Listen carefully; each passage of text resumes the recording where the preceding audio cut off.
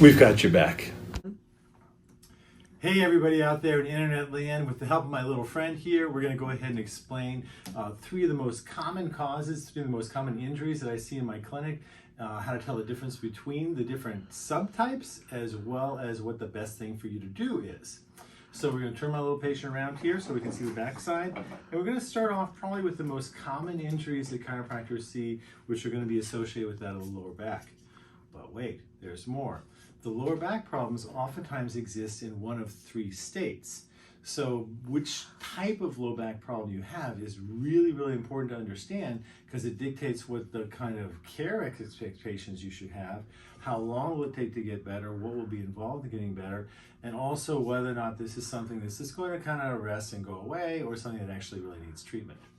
So the first thing we're going to do is we're going to look at the hips, okay?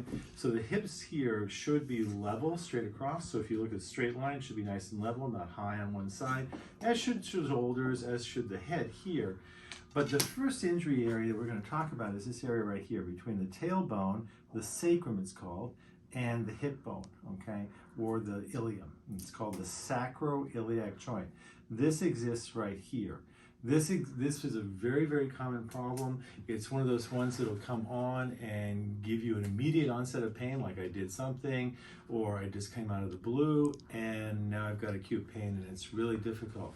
One of the key things about sacroiliac problems is they typically don't like transition.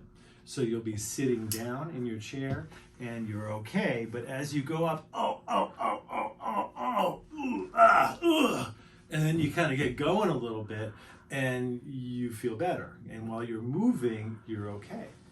Now, the second type of problem that people typically get into is what's called facet problems. Now, the facets are the back part of the joint. So if we look at this area right here, blow it up to right here, the facets are these joints here.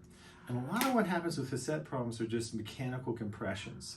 So we get this from having a little bit too much in the front, okay, and a little bit much too curved in the back.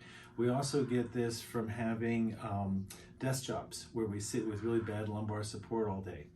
The key thing about these is that these don't typically involve, they don't like transitions, but they don't get better or worse with them. So in other words, you go from sitting down to standing up, the pain sounds about the same, but as you move around, it starts to ease up. The key thing is, does it hurt when you're getting up? As when you're getting up in that final phase, that's when the pain will really hit you. Now, the last one has to do with disc, okay? And disc are little pads in between the bones, these guys right here. And I have this clever little thing here that we shows very graphic terms what happens with what's called a disc bulge or a herniated disc. That's when someone goes, ow, like this, grabs their back. It's because the disc material has wedged against the back like that. So it's gone, ow, like that, putting pressure on the nerve, oftentimes causing acute back pain as well as leg pain. Typically, patients with this will oftentimes show up with Antalgia, meaning they're going off to the side here because they're literally taking this area that's bulging and they're leaning away from it, okay, to try to take the pressure off of it. All of these, generally speaking, if you have a problem, if it's longer than 24 hours, longer than 48 hours, it should definitely be looked at professionally. There are a lot of different options, each one in terms of, oftentimes these things will overlap each other, but generally speaking, they each require different types of treatment as well as different treatment modalities and techniques need to be used. So we'll see you in the next video where we'll talk about the second most common thing we see in a chiropractic office. Thanks so much.